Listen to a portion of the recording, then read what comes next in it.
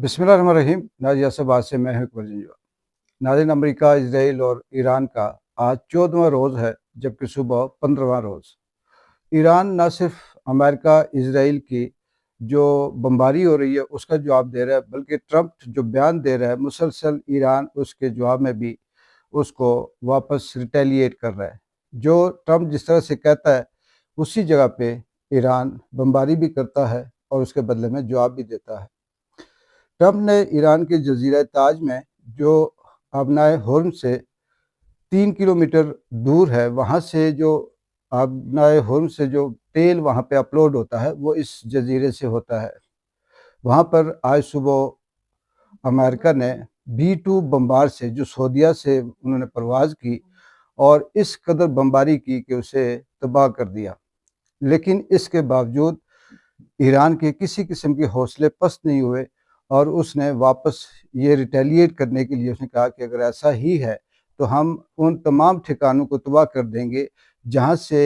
America Israel के जहाज या इमदादी जो सामान है वो उड़ता है। अब तक की अगर हम बात करें तो ईरान में 2000 से ज़ायद हलाकतें हो चुकी हैं। ये वो नाज़रीन हलाकतें हैं जो रिपोर्ट हुई हैं, इससे ज़्यादा भी हो सकती हैं, लेकिन अभी तक जो मुख्तलिफ वहाँ के जो ग्राउंड से होकर रिपोर्ट करने वाले रिपोर्टर हैं या मुख्तलिफ साइट्स हैं उनसे जो चीज़ें सामने आती हैं डेटा वो ये है। और 22,000 से ज़ायद बिल्डिंग ऐसी हैं जो तबाह हो चुकी हैं ईरान की, और इनके साथ साथ इन 22,000 जो एरिया या बिल्डिंग्स हैं इसमें रिहायशी इलाके भी हैं, हॉस्पिटल भी हैं, मेट्रो स्टेशन भी हैं और दीगर स्कूल या इस तरह से एरियाज़ भी इसराइल ने और अमेरिका के जो इत्तेहादी हैं उन्होंने इसका निशाना बनाया। पहले जो ईरान था वो खुद से रिटेलिएट कर रहा था, लेकिन इसराइल ने लबनान के ऊपर भी कुछ बमबारी की और अब जो लबनान है इसके जो हिजबुल्लाह तंजीम है उन्होंने भी वापस इसराइल पे मिसाइल ड्रोन दागे, जिससे इसराइल की बहुत हद तक तबाही और बर्बादी हुई। जो जजीरा ताज था इस पे बमबारी के बाद जिस तरह से ईरान ने इसराइल के ऊपर या मिसाइल या ड्रोन बरसाए, तो उससे ये लगता है कि इस वक्त यानी कि 14 दिन के जंग में सबसे ज़्यादा जो आज के दिन तबाही हुई है इसराइल के अंदर वो रिकॉर्ड की गई है कि अब बहुत ज़्यादा ईरान ने इसराइल को निशाना बनाना शुरू कर दिया। अमेरिका की जो फ़ज़ाई दिफाई जो निज़ाम था वो उस तरह से एक्टिव नहीं, या वो ख़त्म हो गया, या उसके अंदर अब वो पावर नहीं रही, तो अमेरिका ऐसे ऐसे मिसाइल अपने इत्तेहादियों में अपनी बेस में लाकर रख रहा है जो ये कहते हैं कि अब अमेरिका की ये ख्वाहिश है कि डायरेक्ट वही मिसाइल ईरान के ऊपर दागे जाए। सुबह के व्लॉग में मैंने आपको बताया था कि जिस तरह से अमेरिका फ़ज़ाई हमलों में नाकाम हो गया, जो नेवी थी उसमें नाकाम हो गया और जो उसके ख्वाब थे ट्रंप के वो चकनाचूर हुए, तो उसके बाद अमेरिका ने ये फ़ैसला किया कि अब ज़मीनी हमला करके ईरान के ऊपर या उसके जो आबनाए होर्मुज़ के करीब के जो एरिए हैं उन पे कब्ज़ा करके तो इसे शिकस्त देकर ये सारी चीज़ें अपने कंट्रोल में ली जाएँ। तो मैंने ये कहा था कि अगर अमेरिका इस तरह का ख्वाब देखता है तो वो इसलिए चकनाचूर हो जाएगा कि अमेरिका को न सिर्फ ईरान की फ़ौज से लड़ना होगा, बल्कि ईरान की करोड़ों की तादाद में वो जो नौजवान हैं, वो जो मुजाहिद कह लें, कुछ भी कह लें, वो अवाम सारी की सारी फ़ौज के साथ मैदान में होगी। और अमेरिका के लिए ये न पहले आसान हदफ था और न अब ये आसान होगा, बल्कि अमेरिका ने इसी खौफ से, ट्रंप का खौफ देखें नाज़रीन कि उसने ईरान के 10 टॉप के जो शहरी हैं, जिसमें इनके सुप्रीम लीडर मुज्तबा खामनाई हैं, इसके साथ इनके दूसरे जो आर्मी के सुप्रीम जो लीडर हैं, जो सियासत के अंदर हैं, जो दीगर एक्टिव हैं अपनी अपनी फील्ड्स के अंदर, उन 10 शहरियों को मोस्ट वांटेड कह के उनके कीमत यानी कि जो उनकी इतला देगा कि कौन कहाँ पे है, एक एक आदमी, एक एक शहरी की कीमत उसने 10-10 करोड़ डॉलर लगाई है कि जो हमें ये इस तरह से इतला देगा तो हम उसे इतना इनाम देंगे। लेकिन वही मैंने आपको बताया कि ईरान साथ साथ अब वापस रिटेलिएट दूसरे जवाब के लिहाज से भी कर रहा है, تو ایران نے بھی خلیجی ممالک سے اپیل کی ہے کہ وہ بتائیں کہ 11,000 امریکی فوجی کہاں کہاں ہیں، یعنی وہ سعودیہ میں کس جگہ پہ ہیں، دبئی میں کس جگہ پہ ہیں، بحرین میں کہاں پہ ہیں، تاکہ شہریوں کو نشانہ نہ بنایا جائے، صرف ان فوجیوں کو نشانہ بنا کر ان سے بدلہ لیا جائے۔ لیکن دیکھتے ہیں کہ آنے والے دنوں میں کیا ہوتا ہے، سعودیہ کس طرح سے حمایت کرتا ہے، یہ خلیجی ممالک کیا قدم اٹھاتے ہیں۔ لیکن اس وقت تک کی جو صورتحال اس میں یہی لگ رہا ہے کہ جتنے بھی یہ خلیجی ممالک ہیں یہ مسلسل امریکہ کو نہ صرف سپورٹ کر رہے ہیں بلکہ جدید اسلحہ بھی وہاں پہ جیسے امریکہ لا کے رکھ رہا ہے تو وہ وہاں پر وہیں سے ہو کر فائر کرتے ہیں۔ اس کے ساتھ یہ بھی خبر ہے کہ سعودیہ کے اندر جو امریکی ایئر بیس تھا اس میں 5 وہ طیارے جو ریفیولنگ میں استعمال ہوتے ہیں، یعنی کہ جو فضا کے اندر جہاز جاتے ہیں وہاں انہیں ریفیول کیا جاتا ہے، تو وہ وہاں ایران نے نشانہ بنائے اور وہ وہاں تباہ ہو گئے۔ ناظرین، ایک عجیب سی صورتحال کہ پاکستانی بیچارے نہ ادھر کسی طرح سے انہیں کوئی آسانی ہوتی ہے اور نہ بیرونی ملک۔ اب یہ کہہ سکتے ہیں کہ پاکستانی وہاں پر یعنی خلیجی ممالک کے اندر بھی مصیبت کا شکار ہیں۔ 5 پاکستانی جو ویڈیو بنا کر کہیں اپلوڈ کر رہے تھے ان کو بحرین کے اندر گرفتار کیا گیا، اور جب وہاں گرفتار کیا جاتا ہے تو پھر آپ کو پتہ ہے کہ وہ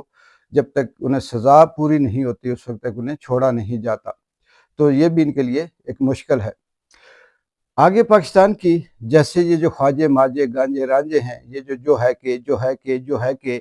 اس کو شرم نہیں آتی، ان کی عقل پہ کروڑوں بار لعنت ہو۔ یہ جو بیان دیتا ہے جو ہے کہ عمران خان نے ابھی تک اسرائیل کے بارے میں کوئی ٹویٹ نہیں کیا، تو رمضان میں کیا بات کروں، بہت ہائپر ہو جاتا ہوں کہ ان کو وہ اپنے جو باپ ہیں وہ نظر نہیں آتے۔ نواز شریف آزاد ہے، شہباز شریف آزاد ہے، مہارانی ہواؤں میں فضاؤں میں 12 ارب جہازوں پہ پھر رہی ہے،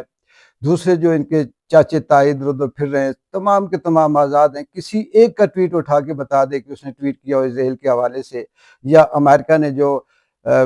168 سے زائد بچیاں اسکولوں میں شہید کی ہیں اس حوالے سے کسی نے بات کی ہو۔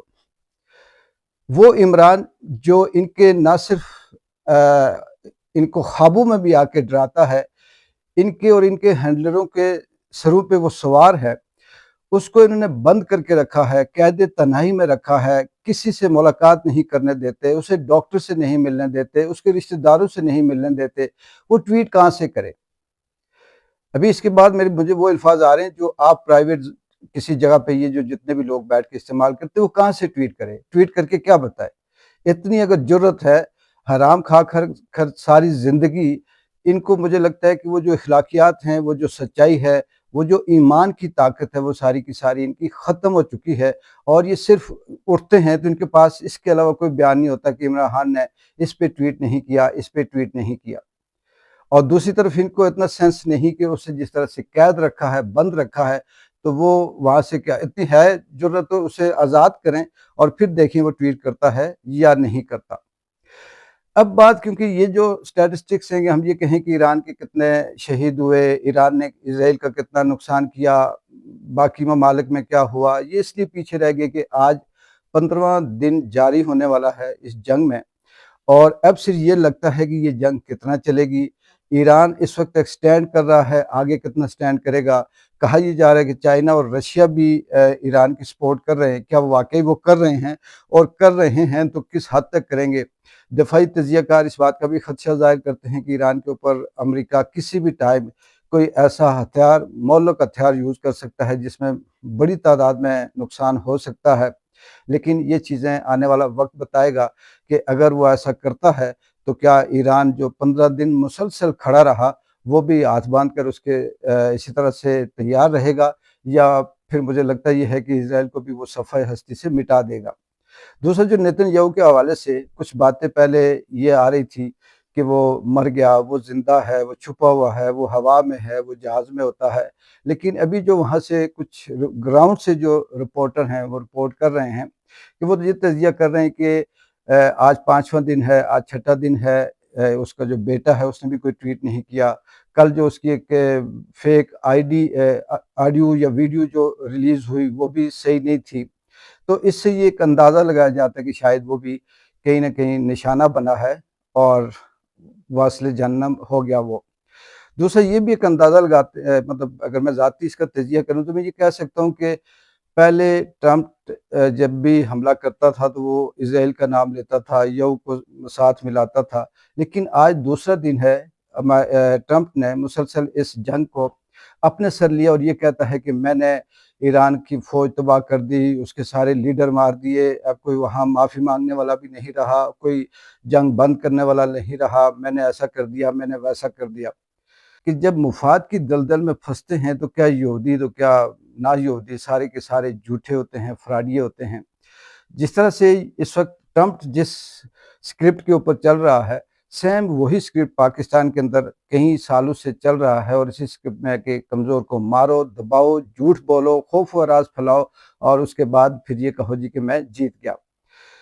کل جو ڈرون حملے ہوئے تھے پاکستان کے اوپر، اس میں صبح بات کر چکا تھا، اس میں زیادہ سے زیادہ یہی ہے کہ یہ ڈرون حملے ابھی یہ کہا جا رہا ہے کہ افغانستان کی طرف سے حملے کیے گئے اور انڈیا کی سپورٹ تھی، لیکن اس میں کیا کہیں، یہاں پہ تو اگر زور سے ہوا چلے تو وہ بھی ہم یہ کہتے ہیں کہ وہ انڈیا کی طرف سے آئی ہے، لیکن کچھ کہا نہیں جا سکتا۔ اگر آپ نے دشمن بنا ہی لیا ہے کسی کو، تو دشمن کا کام پھر یہی ہوتا ہے کہ وہ جس طرح سے چاہے جیسے چاہے حملہ کرے وہ کر سکے۔ لیکن دکھ اور افسوس کی بات یہ ہے کہ اگر اسلام آباد محفوظ نہیں تو باقی اس کا مطلب کہ کوئی کہیں بھی محفوظ نہیں۔ پاکستان یا اس کی جو